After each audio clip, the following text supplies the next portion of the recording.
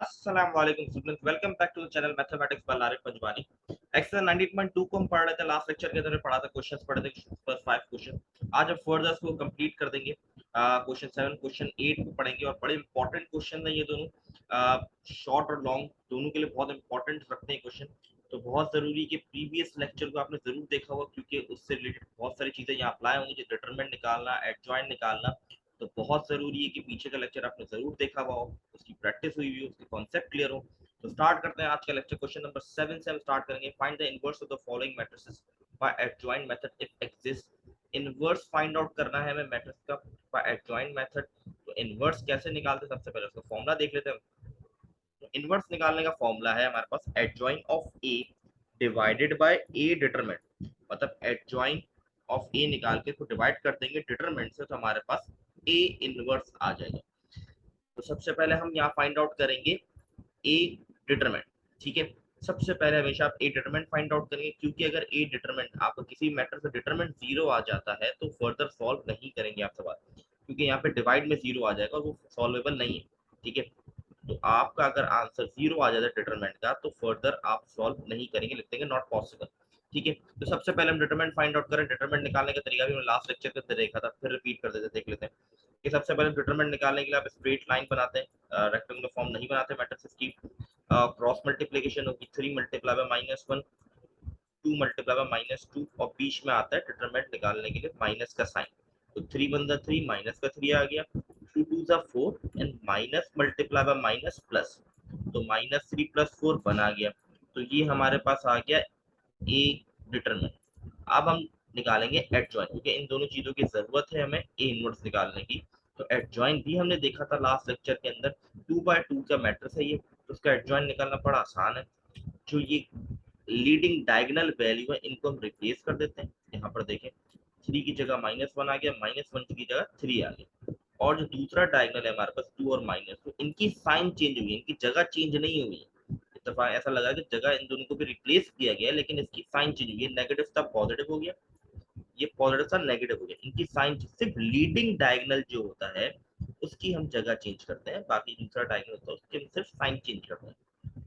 तो ये हमारे पास आ गया एडजॉइन। अब सिंपली हमें फॉर्मूले के अंदर पुट करना है, हमने फॉर्मूले के अंदर पुट किया adjoin divide by determinant.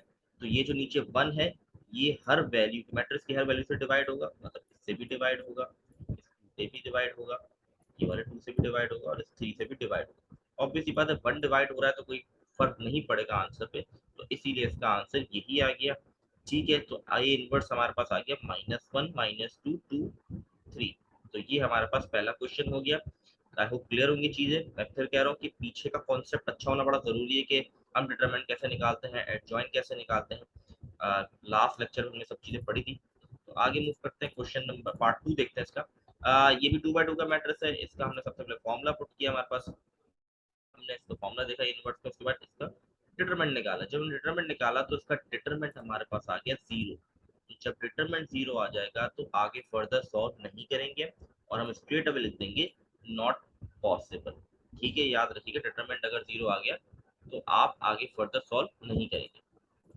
Next part में फोन करते हैं। ये हमारे पास 3/3 का मैट्रिक्स है।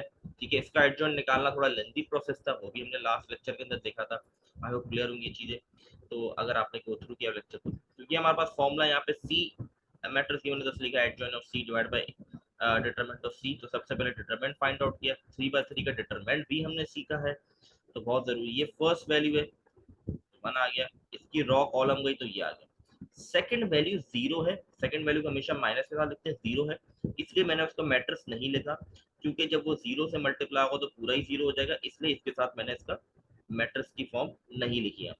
थर्ड वैल्यू 1 है, प्लस के साथ लिखी जाती है, फिर उसका रॉ कॉलम गई तो -4 1 6 एंड -2।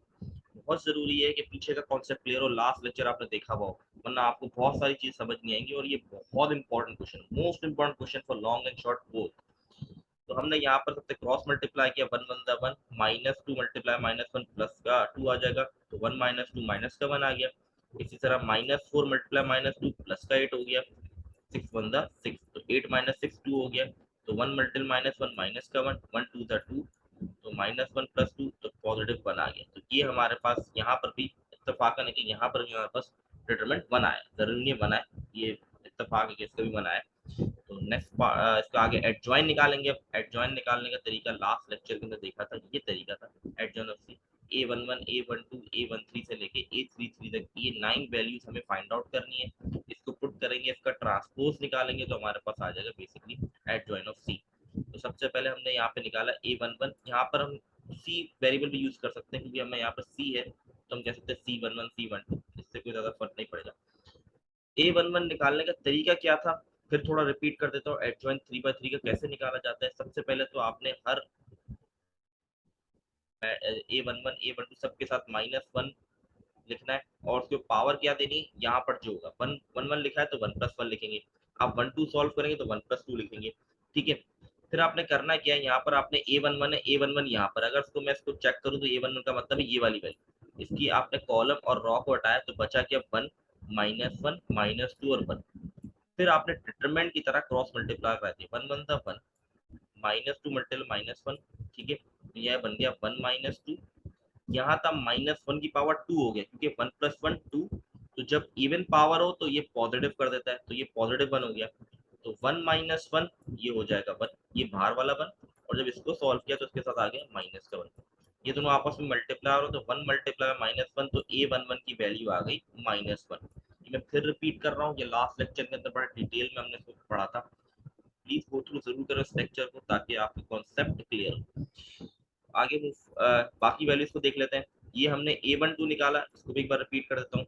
-1 सबके साथ आएगा, पावर यहाँ पर अब लगी है 1+2 क्योंकि A12 है तो पावर आएगी 1+2।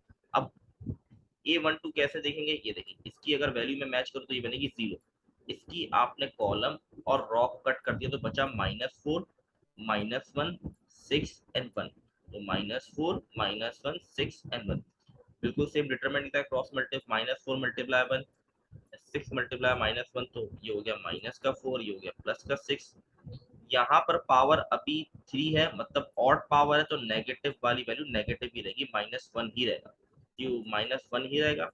और जब मैं इसको सॉल्व करूंगा तो यहाँ पर आ जाएगा मेरे पास पॉजिटिव का 2, बड़े नंबर की साइन लगती है, तो 2 × -1 माइनस का 2, ठीक है जी। तो ये भी मेरे पास A12 आ गया। अच्छा जी, इसी तरह A13 भी मैंने फाइंड आउट किया है, पावर आ गई 1 + 3 4 हो गई, ठीक है। फिर हम क्रॉस मल्टीप्लाई करा देंगे, मैं इसको क्लियर कर देता हूँ पहले। तो A13 का मतलब है ये वैल्यू ये गई और ये गई, तो -4 1 6 एंड -2, तो 4 2 8 हो गया पॉजिटिव, क्योंकि माइनस माइनस पॉजिटिव, और 6 1 6। यहाँ पे पावर जो आपके पास है वो इवन है, इसलिए यहाँ पर पॉजिटिव का 1 हो गया, इसकी साइन पॉजिटिव हो गई। 8 - 6 2, तो A13 की वैल्यू आपके पास आ गई 2, ठीक है। इसी तरह बाकी वैल्यूज को भी फाइंड आउट करेंगे। A12 को, A12 का मतलब है ये A12 है यहाँ पर, तो इसका मतलब ये वाली वैल्यू है।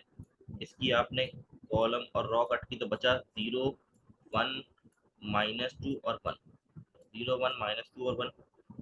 2+1 करेंगे क्योंकि यहाँ पर 2+1 2 21 लिखा है, तो यहाँ पे कर देंगे 2+1, तो पावर हो गई 3। पावर आपकी ऑड है तो ये माइनस का 1 हो गया, तो 0 × 1 0, 2 × 1 2 होगा, और ये वाला माइनस और ये वाला माइनस की वजह से ये पॉजिटिव हो गया, तो ये -1 बाहर था और ये 0 प्लस 2 आ गया, तो 2 × -1 तो माइनस का 2 हो गया, ठीक है। बाकी वैल्यू फर्दर मैं दिखा देता हूँ आपको। A22 की वैल्यू -5 आई, ये हम देख चुके हैं किस तरीके से करना है, तो उससे थोड़ा गो थ्रू करवा रहा हूँ चीज़ों को। A23 की वैल्यू हमारे पास आ गई बेसिकली प्लस का 2। A31 हमारे पास आई हुई यहाँ पर -1। A32 देख लेते हैं, इसके बाद वैल्यू हमारे पास आई हुई है 3 -3, ठीक है। और A33 की वैल्यू हमारे पास आ गई, अच्छा यहाँ पर मिस्टेक हुई है, मैं आपको ठीक करा देता हूँ। A33 की वैल्यू में एक मिस्टेक है, 1 1 1 4 0 0 होगा, यहाँ मिस्टेक है, मैं इसको ठीक कर देता हूँ। यहाँ पर इसकी वैल्यू A33 की वैल्यू आएगी 1, ठीक है। इसको मैं ठीक कर रहा हूँ। A33 की वैल्यू है 1 हमारे पास, इसको एक बार फिर चेक कर लेते हैं। A33 मीन दिस, ये गया ये गया, तो ये हमारा 1 0 -4 1, तो 1 1 1 4 0 0, यहाँ पर मिस्टेक है, तो यहाँ पर आएगा 1 × 1, तो यहाँ पर जो वैल्यू आएगी वो 1 आएगी A33 की। देखते हैं आगे की मिस्टेक तो नहीं हुई, आगे भी गो थ्रू कर लेते हैं। तो ये हमने निकाल दिया एडजॉइन, लेकिन एडजॉइन अभी पूरा नहीं निकला, ये हमने वैल्यूज निकाल दी ये वाली। एडजॉइन निकालने के लिए हम क्या करते हैं, वैल्यूज पुट करके ट्रांसपोज अप्लाई करते हैं, ठीक है। देखिए यहाँ पर डिटरमिनेंट ऑफ 1 निकाल चुके हैं, एडजॉइन निकालेंगे, फिर इस इक्वेशन में पुट ऑन करेंगे और हमारे पास आंसर आ जाएगा। ये बड़ा लेंथी क्वेश्चन है तो चांसेस है इसके लॉन्ग में आने के। ठीक है, तो देखते हैं आगे इसको।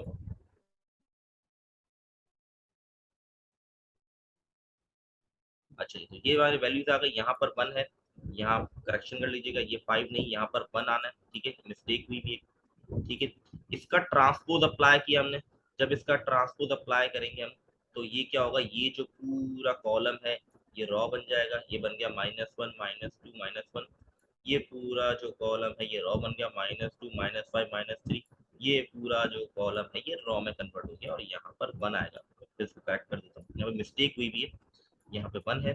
ठीक है, अब आगे देखते हैं। अब सिंपली हमने फॉर्मूले के अंदर पुट किया, फॉर्मूला हमारे पास था एडजॉइंट डिवाइड बाय डिटरमिनेंट। ठीक है, एडजॉइंट डिवाइडेड बाय डिटरमिनेंट, तो डिटरमिनेंट हमारे पास 1 आया है, तो 1 से डिवाइड करेंगे तो कोई चेंजेस नहीं आएंगी, सेम ही रहेगा, तो ये एट द एंड हमारे पास आंसर हो जाएगा। बस यहाँ पर 1 है, एक मिस्टेक थी इसके अंदर, मैं आपको बता चुका हूँ।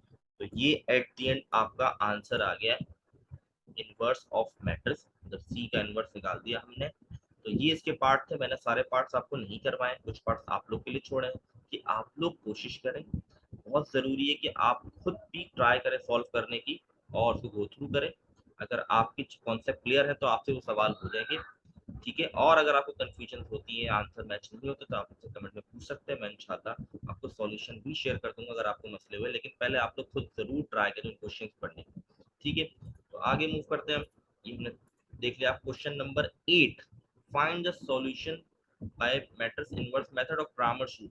हमें सॉल्यूशन सेट निकालना है। बेसिकली यहाँ पर हमारे पास दो वेरिएबल है इक्वेशन में, एक्स और वाई, मतलब उसकी वैल्यू निकालनी। इसमें हमारे पास दो मेथड है, एक है मैट्रिक्स इन्वर्जन मेथड और दूसरा है क्रामर्स रूल। मैं आपको दो पार्ट्स हैं इसके बुक के अंदर, मैं आपको एक पार्ट करके दिखाऊंगा और दोनों मेथड से करके दिखाऊंगा।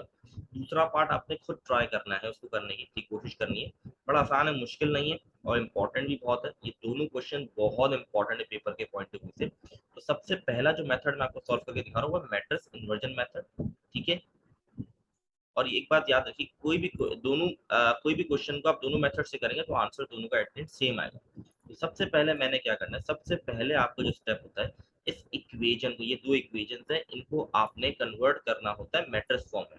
ठीक, कैसे सॉल्व करेंगे, ये दो इक्वेशन है, यहाँ x की वैल्यू 2 है तो 2 लिख दिया, दूसरी इक्वेशन की x की वैल्यू -4 है तो -4 लिख दिया। ठीक है, फिर हमारे पास y की वैल्यू 3 है, 3 लिख दिया, यहाँ y की वैल्यू कुछ नहीं मतलब 1 है तो 1 लिख दिया। सबसे पहले आप जो वेरिएबल के साथ नंबर्स होंगे वो आप लिख देंगे, x वाले एक जगह, y वाले एक जगह, मतलब पहली इक्वेशन की वैल्यूज यहाँ आ गई, देखिए 2 और 3, दूसरी इक्वेशन की वैल्यू आ गई -4 और 1। ठीक है, पहली बात। फिर आप एक और मैट्रिक्स बनाएं जिसके अंदर वेरिएबल मेंशन करें, कौन कौन से वेरिएबल है। यहाँ x और y है तो आपने x और y लिख दिया। वेरिएबल बहुत बार x1 x2 भी ये लोग ले सकते हैं इक्वेशन के x1 x2 डिफरेंशिएट करने के लिए कि x1 x2 तो डिफरेंट वेरिएबल है, p q भी दे सकते हैं, कोई भी दे सकते हैं। यहाँ x y तो x and y, फिर इक्वल टू का निशान, फिर हमने इक्वल टू के बाद वाली वैल्यू की, इक्वल टू के बाद है 14 और 28, तो पहले 14 फिर 28, क्योंकि पहली इक्वेशन ये है इसलिए पहले 14 लिखा और फिर नीचे इसके लिख दिया 28। ठीक है, अब मैंने इस मैट्रिक्स को नाम दे दिया a, इसको नाम दे दिया x और इसको नाम दे दिया b। बेसिकली मेरा टारगेट क्या है, इस एक्स वाई की वैल्यू निकालना। तो इस ए को मैं इक्वल टू के वहां ले जाऊंगा तो ये बन जाएगा ए इनवर्स। तो ये एक तरीके का मैट्रिक्स इन्वर्जन मेथड का फॉर्मूला समझे आप कि x बराबर होता है ए इनवर्स डॉट p, ये इसका फॉर्मूला है। मतलब आपने x की वैल्यू निकालनी, मतलब एक्स वाई निकालना है तो आपने ए इनवर्स को मल्टीप्लाई करना होगा b से। ए इनवर्स निकालना आपने अभी पीछे सीखा है, तो सबसे पहले ए इनवर्स का फॉर्मूला मैंने लिखा adjoin of A divide by A determinant, हमने डिटरमिनेंट निकाला 14 आ गया। एडजॉइन 2/2 का सिंपल है, आपने क्रॉस जो लीडिंग डायगोनल है उसकी जगह चेंज कर दी और दूसरा डायगोनल की आपने साइन चेंज कर दी, फिर आपने डिवाइड कर दिया, फॉर्मूला इक्वेशन वन में पुट करके, तो ये आपका ए इनवर्स आ गया। अभी मैं इसको डिवाइड नहीं करवा रहा, याद रखिएगा ए इनवर्स आप निकाल तो लिया, लेकिन फिर डिवाइड करना डिटरमिनेंट से, तो आप डिवाइड मत करवाइएगा पहले। ठीक है, उसकी वजह मैं बताता हूँ आगे के स्टेप में, मैं आपको बताऊंगा। बड़ा इंपॉर्टेंट है कि आप इसको भी डिवाइड ना करा, क्योंकि अभी आप डिवाइड कराएंगे तो ये फ्रैक्शन की फॉर्म में वैल्यूज रह जाएंगी और आगे थोड़ा मुश्किल हो जाएगा सॉल्व करना अगर फ्रैक्शन की फॉर्म में वैल्यूज हो। तो बेसिकली फॉर्मूला क्या है, A inverse multiply by B, A inverse आ गया, इसको मल्टीप्लाई करना है बी से, बी क्या है, ये है मेरा बी।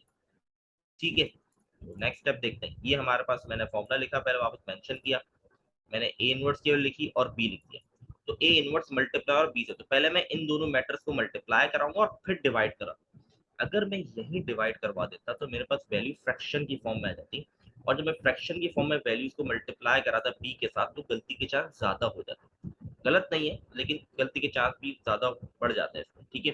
तो बेहतर है कि हम डिवाइड बाद में करें, ठीक है। तो सबसे पहले मल्टीप्लाई करवाएंगे हम इसके अंदर। तो मल्टीप्लीकेशन किस तरीके से करते थे एक बार फिर गो थ्रू करवा देता हूँ मैं आप लोगों को। अच्छा जी, ये वाली जो पूरी रॉ है ये मल्टीप्लाई होगी इस कॉलम से, एक ही कॉलम है। तो 1 मल्टीप्लाई बाय 14 14 हो गया, -3 मल्टीप्लाई बाय 28 तो माइनस का 84 हो गया। अब एक ही कॉलम था तो, और ये वाली रॉ मल्टीप्लाई हो चुकी तो अब नीचे जाएंगे। अब 4 मल्टीप्लाई बाय 14 56 और 2 मल्टीप्लाई 28 56। तो 14 माइनस 84 गया तो माइनस का 70 आ गया, 56 प्लस 56 किया तो 112 आ गया। अब मैं डिवाइड करा दूंगा इस डिटरमिनेंट की वैल्यू को, तो ये हो जाएगा -70 डिवाइड बाय 14 और 112 डिवाइड बाय 14। तो -70 डिवाइड बाय 14 करेंगे तो आपके पास आ जाएगा माइनस का 5, और जब 112 डिवाइड बाय 14 करेंगे तो आ जाएगा अपने पास 8। और अगर आप ये x जो था ये इसके बराबर था तो इसलिए मैंने इसकी जगह ये लिख दिया x y। तो ये आपके पास x और y की वैल्यूज आ गई -5 और 8। तो एटली हम सॉल्यूशन सेट बना के इसको लिखेंगे, सॉल्यूशन सेट -5 क्योंकि x की वैल्यू -5 है, कॉमा 8।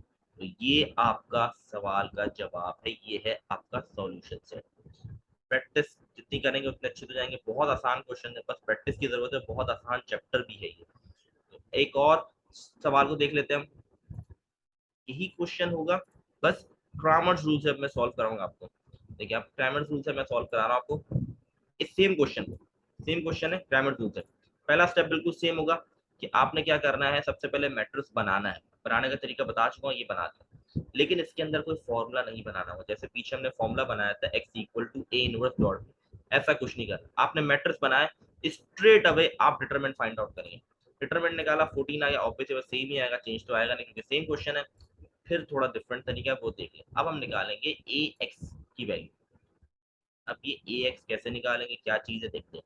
ए एक्स का मतलब ये है कि जो एक्स की वैल्यू है, अगर आप इक्वेशन का देखें एक्स के लिए 2 और -4, ठीक है।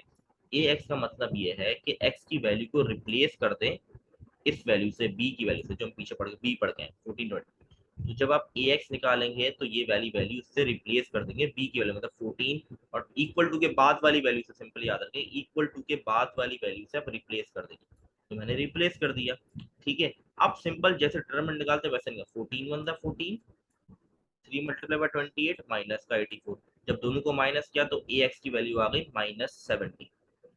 बहुत आसान है, फिर रिपीट कर रहा हूँ। जब आप ए एक्स निकालेंगे तो एक्स की वैल्यू को रिप्लेस कर देंगे इक्वल टू के बाद वाली वैल्यू से, और फिर आप डिटरमिनेंट जैसे निकालते हैं वैसे क्रॉस मल्टीप्लाई करके डिटरमिनेंट निकाल लेंगे, ठीक है। इसी तरीके से आप ए वाई निकालेंगे। जब ए वाई निकालेंगे तो आपने क्या करना पड़ेगा, वाई की वैल्यू को रिप्लेस करना पड़ेगा इससे, ठीक है। तो ये रिप्लेस कर दिया, फिर वही multiply 2 multiply by 28 56, 14 multiply -4 56 plus आ गया 56 प्लस 56 ये हो गया 112। तो ये अब यहाँ वाई, यहाँ मिस्टेक, यहाँ पे वाई आएगा ए वाई, ठीक है। तो ए एक्स और ए वाई की वैल्यू हमने फाइंड आउट कर ली। अब एट द एंड हमारा टारगेट है एक्स और वाई निकालना। तो एक्स और एक्स निकालने का फॉर्मूला हमारे पास है, ये फॉर्मूला है। एक्स निकालना है तो आपने ए एक्स को डिवाइड करना है ए डिटरमिनेंट से। ए एक्स आपका 70 है, ऊपर आप निकाल चुके हैं, डिटरमिनेंट 14 है, तो उनको डिवाइड किया तो आंसर आ गया माइनस का 5। इसी तरह ए वाई निकालना है तो A Y divide by A determinant, तो ए वाई हमारे पास 112 था, डिवाइड किया 14 से तो आंसर आ गया 8। तो मैंने जैसे आपको बताया था कि आंसर वही आएगा जो पीछे थे, तो आंसर इसका वही आया -5,8। तो बस तरीका डिफरेंट है। अब पेपर के अंदर आपको कोई एक मेथड आएगा, मेंशन होगा, ऑब्वियसली बात है कि क्राइमर टूल करना है या मैट्रिक्स इन्वर्जन मेथड करना है, वो आपको मेंशन होगा। आई होप आप लोग क्लियर होंगी। हमारा चैप्टर अल्हम्दुलिल्लाह से थर्ड चैप्टर वाइंड अप हो चुका है। इंशाल्लाह हम चैप्टर नंबर 20 स्टार्ट करेंगे, वो बड़ा इंपॉर्टेंट चैप्टर है क्योंकि न्यू बुक जो है उसके अंदर वो फर्स्ट ईयर का टॉपिक पूरा चैप्टर में इंक्लूड किया गया। ये फर्स्ट ईयर का चैप्टर है। पुरानी अगर फर्स्ट ईयर की बुक आप देखें तो उसका चैप्टर नंबर 3 कहलाता है ये, तो यहाँ पर इंक्लूड किया गया, बड़ा इंपॉर्टेंट है वो भी। तो आई होप आप लोग क्लियर होंगी चीजें। ज्यादा से ज्यादा प्रैक्टिस करें ताकि आपकी ज्यादा से ज्यादा प्रैक्टिस करेंगे तो आप अच्छे होते जाएंगे, ठीक है। आई होप क्लियर है चीजें। इंशाल्लाह नेक्स्ट वीडियो की तरफ चैप्टर नंबर 12 स्टार्ट करेंगे, चैप्टर नंबर 20 स्टार्ट करेंगे। तब तक के लिए अल्लाह हाफिज।